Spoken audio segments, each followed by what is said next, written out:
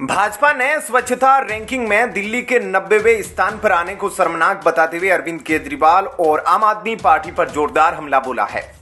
दिल्ली को पेरिस बनाने की बात सिर्फ केजरीवाल जी ने अपने राजनीतिक दल को बहुमत दिलाने के लिए की थी।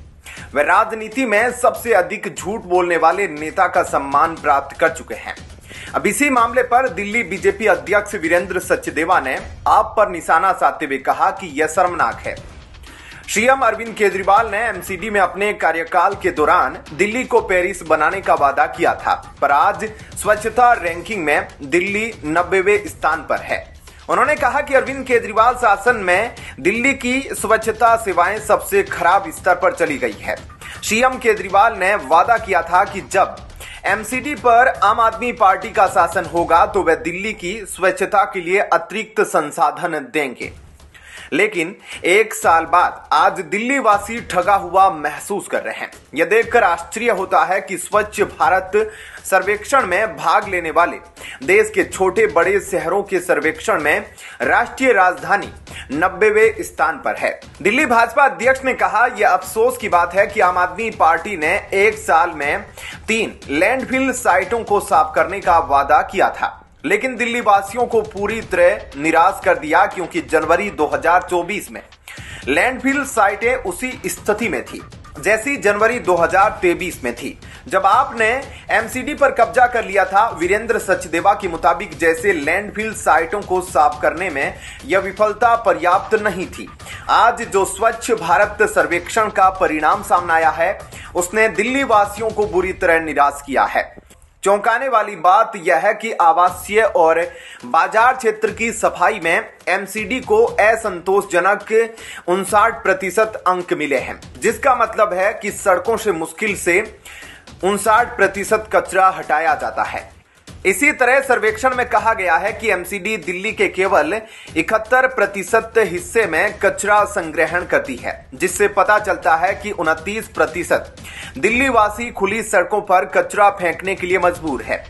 घर घर से कचरा संग्रहण के आंकड़े जब आवासीय और बाजार क्षेत्र की सफाई के साथ रखकर देखे जाते हैं तो हमें यह समझने का कारण मिलता है कि हम शहर की सड़कों पर कचरे के ढेर क्यों देखते हैं और आरडब्ल्यूए इसकी शिकायत क्यों कर रहे हैं।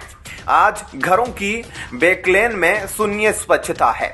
सचदेवा ने आगे कहा कि आज शहर में एमसीडी द्वारा संचालित अधिकांश सार्वजनिक शौचालय गंदे और अस्वास्थ्यकर है और जल्द ही वे सोशल मीडिया पर सार्वजनिक भागीदारी के साथ गंदे सार्वजनिक शौचालय को बेनकाब करने का अभियान चलाएंगे।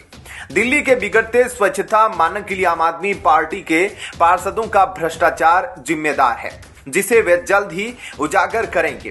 दिल्ली का स्वच्छता रैंकिंग में फिसड्डी साबित होने पर बीजेपी ने दिल्ली के सीएम अरविंद केजरीवाल को घेरा। वहीं आपको बता दें, ईडी और केजरीवाल के बीच जंग जारी है। दिल्ली के शराब घोटाले को लेकर अब तक ईडी 3 बार दिल्ली के मुख्यमंत्री अरविंद केजरीवाल को समन भेज चुकी है, लेकिन वो एक बार फिर ईडी के सामने पेश नहीं हुए। उधर बीजेपी ने आपके खिलाफ मोर्चा खोला हुआ है। क्या कहना है आपका इस खबर पर कमेंट सेक्शन में जरूर बताएं। जय हिंद, जय भारत। उत्तर प्रदेश के अयोध्या में भव्य राम मंदिर बनकर तैयार है। देश की बड़ी आबादी इसके पीछे प्रधानमंत्री नरेंद्र मोदी का अहम योगदान मानती है।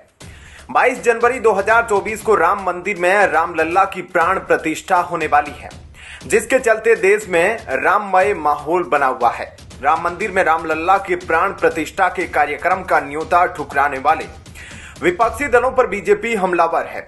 बीजेपी के कई नेताओं ने बयान जारी कर कांग्रेस को आड़े हाथों लिया है। इस बीच अब बीजेपी के वरिष्ठ नेता सुब्रमण्यम स्वामी का भी बयान सामने आया है। आइए आगे की रिपोर्ट में हम आपको विस्तार से बताते हैं कि उन्होंने क्या कुछ कहा है। आपको बता दें कि बीजेपी के वरिष्ठ नेता सुब्रमण्यम स्वामी ने कहा कि कांग्रेस को लगा था कि राम मंदिर कभी नहीं बनेगा। अब जब मंदिर बन चुका है तो कांग्रेस इस बात को पचा नहीं पा रही है, जिसे ध्यान में रखते हुए कांग्रेस के नेता हो हल्ला कर रहे हैं। बीजेपी नेता ने आगे कहा कि विपक्ष को जलन हो रही है कि आखिर कैसे हमारे देश में राम मंदिर बन गया है। इन लोगों को विरोध करने के लिए विदेश से फंडिंग मिल रही है। यहां तक कि अल्पसंख्यक समुदाय के लोग भी राम मंदिर बनने से खुश है, लेकिन कांग्रेस के नेता कुछ कट्टरपंथियों के इशारों पर विरोध का झंडा बुलंद कर रहे हैं। सुब्रमण्यम स्वामी ने कहा, अब इस बात से कोई फर्क नहीं पड़ता कि आप इसका कितना विरोध करते हैं। अब राम मंदिर बन चुका है, राम भक्तों में खुशी का माहौल है और मेरा आपको सुझाव है कि आप भी खुश ही रहिए। इससे आपको असीम शांति प्राप्त होगी। लेकिन मुझे पता है कि कुछ लोग मेरे इस सुझाव को पचा नहीं पाएंगे, जिसमें बड़ी संख्या में कांग्रेस के नेता शामिल है। बीजेपी नेता ने आगे कहा कि विभाजन के बाद अधिकांश मुस्लिमों ने पाकिस्तान के बजाय हिंदुस्तान में रहना पसंद किया, क्योंकि भारत में लोगों के मौलिक अधिकारों का संरक्षण होता है। उधर राम मंदिर प्राण प्रतिष्ठा को लेकर सभी तैयारियां संपन्न की जा चुकी है। सुरक्षा के पुख्ता इंतजाम कर लिए गए हैं। अब ऐसी स्थिति में आगामी दिनों में क्या कुछ कदम उठाए जाते हैं, इस पर सभी की निगाहें टिकी रहेगी। राम मंदिर के प्राण प्रतिष्ठा कार्यक्रम में सोनिया गांधी और कांग्रेस अध्यक्ष मल्लिकार्जुन खड़गे जैसे नेता यह कहते हुए नहीं जा रहे हैं कि चुनावी फायदे के लिए आधे बने मंदिर का उद्घाटन बीजेपी आरएसएस करा रही है। कांग्रेस ने कहा कि यह कार्यक्रम बीजेपी ने राजनीतिक लाभ के लिए आयोजन किया है। हालांकि इस आयोजन का विरोध करके कांग्रेस ने इस मामले को पूरी तरह से सियासी बना दिया है। ऐसे में क्या कहना है आपका इस खबर पर कमेंट सेक्शन में जरूर बताएं। जय हिंद, जय भारत। दिल्ली की जनता से खुलेआम खिलवाड़ कर रहे हैं अरविंद केजरीवाल। आप सरकार के hospital Rajiv Gandhi super multi speciality में पिछले 3 साल में नकली स्टेंट डालने से 265 लोगों की मौत हो गई है। स्वास्थ्य मंत्री सत्येंद्र जैन के जीजा को दिल्ली सरकार ने स्टेंट सप्लाई करने का ठेका दिया है। अब इसी बीच गुरुवार को सुप्रीम कोर्ट में आम आदमी पार्टी के नेता और दिल्ली सरकार के पूर्व मंत्री सत्येंद्र जैन की जमानत याचिका पर सुनवाई हुई। इस सुनवाई के दौरान ईडी की तरफ से पेश हुए अतिरिक्त सॉलिसिटर जनरल एसपी राजू ने सत्येंद्र जैन की सेहत को लेकर हैरानी जताते हुए कहा कि जब भी जैन की जमानत याचिका पर सुनवाई होती है तभी वे बेहोश हो जाते हैं। एसवी राजू ने जस्टिस बेला एम त्रिवेदी और जस्टिस पंकज मित्तल की पीठ के समक्ष कहा कि ऐसा कहा जाता है कि बिजली कभी भी एक ही जगह पर 2 बार नहीं गिरती। ईडी ने इस दौरान कहा कि पूर्व मंत्री सत्येंद्र जैन मेडिकल बेल पर करीब 6 महीने से बाहर है। सुनवाई के दौरान जस्टिस बेला माधुर्य त्रिवेदी और जस्टिस सतीश चंद्र शर्मा की पीठ के समक्ष जैन के वकील अभिषेक मनु सिंघवी ने बाथरूम में जैन के गिरने और पीठ में चोट की बात बताई है। इस दलील के खिलाफ additional solicitor general SV Raju ने कहा था कि इस कहानी में झोल है। जो गिरने की कहानी बताई जा रही है उसका कोई सही मेडिकल ब्यौरा नहीं है। कोर्ट को भी अलग जानकारी दी गई। अब इन सब दलीलों के बाद पक्का सत्येंद्र जैन को फिर से जेल जाना पड़ सकता है।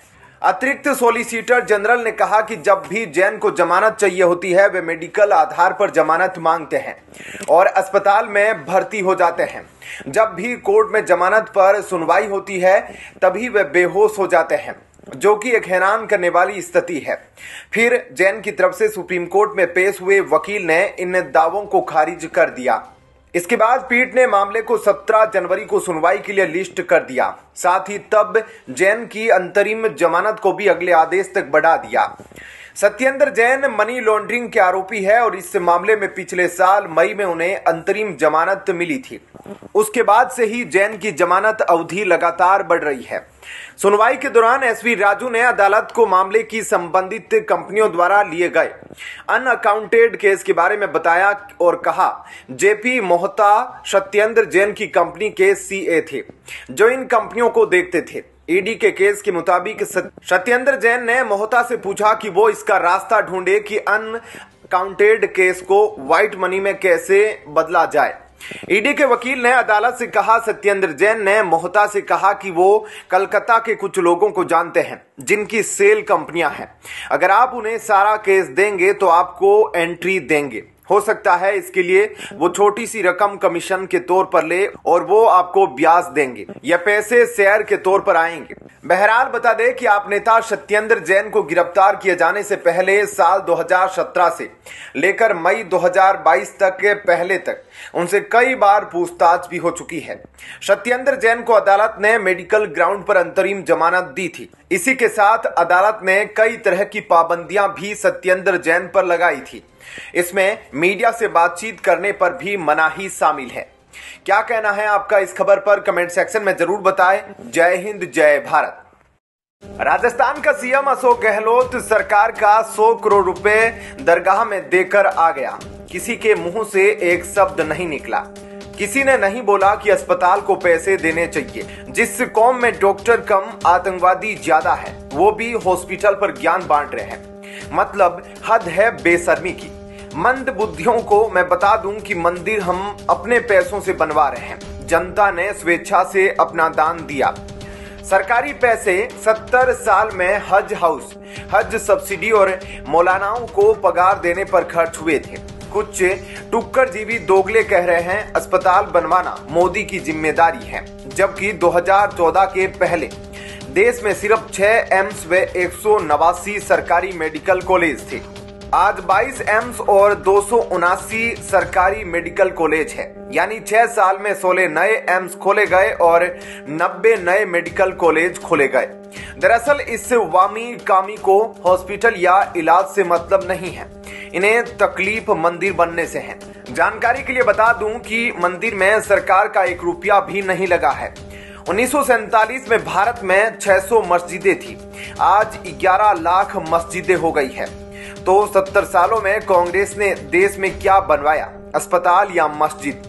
अब इसी बीच अयोध्या में राम मंदिर के प्राण प्रतिष्ठा समारोह में कांग्रेस नेता शामिल नहीं होंगे। असम के मुख्यमंत्री हेमंत बिस्वा शर्मा ने कांग्रेस के इस फैसले पर निशाना साधा है। उन्होंने कहा कि कांग्रेस अयोध्या के निमंत्रण की हकदार नहीं थी, लेकिन इसे अस्वीकार करके कांग्रेस ने अपने कुछ पापों को धोने का एक सुनहरा अवसर खो दिया है। हेमंत बिस्वा शर्मा ने कहा कि कांग्रेस शुरू से ही राम मंदिर के खिलाफ अपने विचारों के लिए हिंदू समाज से माफी मांग सकती थी, लेकिन कांग्रेस ने इस मौके को गंवा दिया। उन्होंने कहा कि मेरी राय में शुरुआत से ही राम मंदिर के खिलाफ अपने विचारों के लिए कांग्रेस इस तरह के निमंत्रण की हकदार नहीं थी। इस न्योते को स्वीकार करके वे प्रतीकात्मक रूप से हिंदू समाज से माफी मांग सकते थे। हेमंत बिस्वा शर्मा ने कहा कि जैसा पंडित नेहरू ने सोमनाथ मंदिर के साथ किया था, अब ठीक वैसा ही कांग्रेस नेतृत्व ने राम मंदिर के साथ भी किया है। इतिहास उन्हें हिंदू विरोधी पार्टी के रूप में आंकता रहेगा। कांग्रेस के यह कहने के बाद भी उसका शीर्ष नेतृत्व राम मंदिर कार्यक्रम में शामिल नहीं होगा। हेमंता ने कहा कि अफगानिस्तान में बाबर के मकबरे पर कांग्रेस नेता राहुल गांधी की एक पुरानी तस्वीर शेयर की और पूछा कि गांधी परिवार हिंदुओं से नफरत क्यों करता है।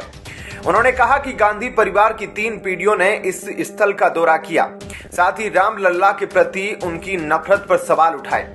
कांग्रेस ने एक बयान जारी कर कहा था कि पार्टी अध्यक्ष मल्लिकार्जुन खड़गे, सोनिया गांधी और अधीर रंजन को 22 जनवरी को राम मंदिर के प्राण प्रतिष्ठा कार्यक्रम में शामिल होने का न्योता मिला था। चूंकि यह बीजेपी और आरएसएस का इवेंट है और चुनावी लाभ के लिए अधूरे मंदिर का उद्घाटन किया जा रहा है, इसलिए कांग्रेस पार्टी न्योते को ससम्मान अस्वीकार करती है। कांग्रेस पार्टी से कोई नेता अयोध्या के कार्यक्रम में नहीं जाएगा। ऐसे में क्या कहना है आपका इस खबर पर कमेंट सेक्शन में जरूर बताएं। जय हिंद, जय भारत।